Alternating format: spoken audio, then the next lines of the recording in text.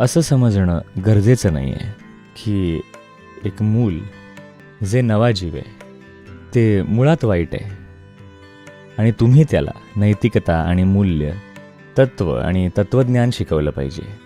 जेवढं जास्त जोरात आपण आपलं आर्थिक इंजिन चालवतो तेवढा जास्त विनाश ओढवतो. आपल्या मुलांना अशा गाडीच्या चाकाखाली घालायला नको. मुलं शिकतात ती निरीक्षण करून आणि तुमच्याबरोबर सहभागी होऊन, शिकवणी आणि तत्त्वज्ञानाने नाही, ज्या तुम्ही शिकवता.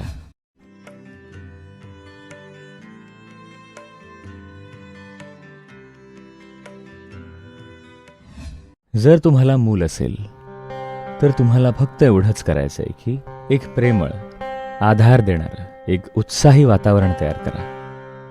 असं समजणं गरजेचं नाही आहे की एक मूल जे नवा जीव आहे ते मुळात वाईट आहे आणि तुम्ही त्याला नैतिकता आणि मूल्य, तत्त्व आणि तत्त्वज्ञान शिकवलं पाहिजे त्याला चांगलं बनवण्यासाठी. तर एखादं मूल, तो असेल किंवा ती असेल, आपल्याला एवढं समजून घेतलं पाहिजे की ते नैसर्गिकपणे आनंदी आणि मस्त असतं, पण त्याची जिवंत राहण्याची प्रवृत्ती बळकट असते आणि परिस्थितींना ते एका विशिष्ट प्रकारे प्रतिसाद देतं. एक सर्वात महत्त्वाची गोष्ट जी प्रत्येक पालकाने केली पाहिजे ती म्हणजे तुम्ही ह्या गोष्टीची खात्री केली पाहिजे की तुमचं मूल 18 वर्षाचं होईपर्यंत जर तुम्ही घरातलं वातावरण अशा प्रकारे ठेवलं की त्याला हे कधीही पाहावं लागणार नाही की भीती काय असते, चिंता काय असते, राग काय असतो, संताप काय असतो, चिडचिड काय असते. तुम्ही फक्त असं वातावरण कायम ठेवा की तुमचं घर आनंदाने आणि प्रेमळ वातावरणाने भरलेलं असेल. मग तुम्हाला खात्री देता येईल की ते खूप चांगले वाढतील. तरी बाह्य प्रभावांची नेहमीच शक्यता असते, पण जर तुम्ही घरात खूप आनंदी आणि छान वातावरण राखलं तर तुम्ही पाहाल तोच सर्वात मोठा प्रभाव असेल त्या मुलावर.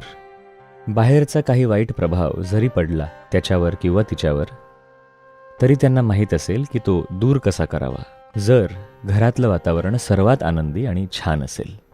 तुम्हाला मुलाबरोबर फक्त एवढंच करायचं आहे, खात्री करा की तुम्ही सतत स्वतः एक उदाहरण असाल एक आनंदी जीवन असल्याचं. म्हणून जर तुम्हाला मूल असेल तर सर्वात महत्त्वाची गोष्ट ही आहे की तुम्ही स्वतःवर काम केलं पाहिजे.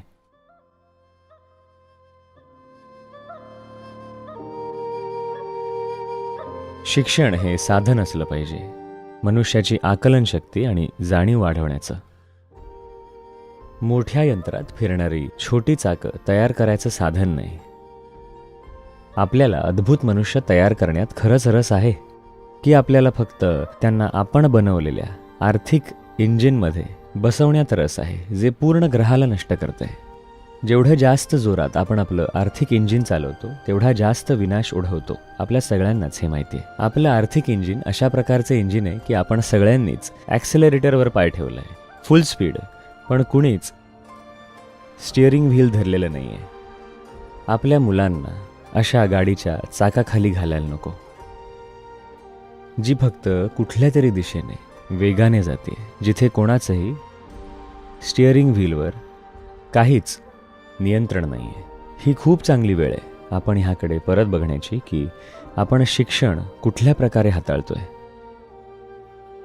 शिक्षणाने निश्चितच आकलनाच्या उच्च पातळीवर नेलं पाहिजे, जास्त जागरूक अस्तित्व. आणि सर्वात महत्त्वाचं म्हणजे शिक्षणामुळे वैयक्तिक मनुष्य माणुसकीने ओथंबून व्हायला पाहिजे. जेव्हा तुमची माणुसकी ओथंबून वाहते तेव्हा देवत्व तुम्हाला नाकारलं जाऊ शकत नाही.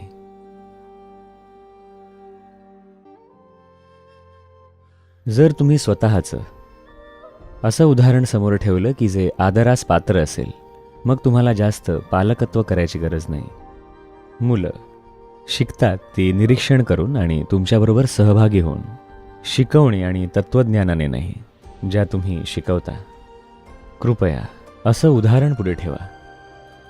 तुम्ही ती व्यक्ती बना जी तुम्हाला तुमच्या मुलांना व्हायला हवंय. मग काहीच करण्यासारखं नाही राहत. कुठल्या तरी प्रकारे तुम्ही त्यांच्या मनात एक सुपरस्टार बनलं पाहिजे. मग तुम्हाला काळजी करण्याची गरज नाही की ते कुठे जातील, ते काय करतील, कारण त्यांना तुमच्यासारखं बनायचं असेल. तुम्हाला फक्त एवढंच करायचं आहे, स्वतःला अशा प्रकारे घडवा की मुलांना तुमच्यासारखं बनायचं असेल.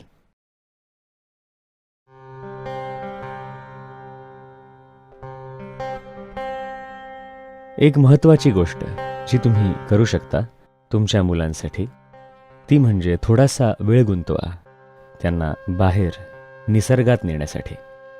जे तुम्ही घरात शिकवू शकत नाही, जे शाळा शिकवू शकत नाही, जे शिक्षक आणि पालक करू शकत नाही, ते निसर्ग करू शकतो. हा एक सर्वात सोपा मार्ग आहे मुलांना विविध व्यसनांपासून दूर ठेवण्याचा, ज्यांची कुटुंबात यायची नेहमीच भीती असते. आणि सर्वात महत्त्वाचं म्हणजे एक विशिष्ट प्रकारची शिस्त नैसर्गिकपणे मुलांमध्ये रुजेल जेव्हा ते बाहेर निसर्गात असतील. कारण तिथे काय काम करतं, तिथे काय काम करत नाही हे खूप स्पष्ट असतं.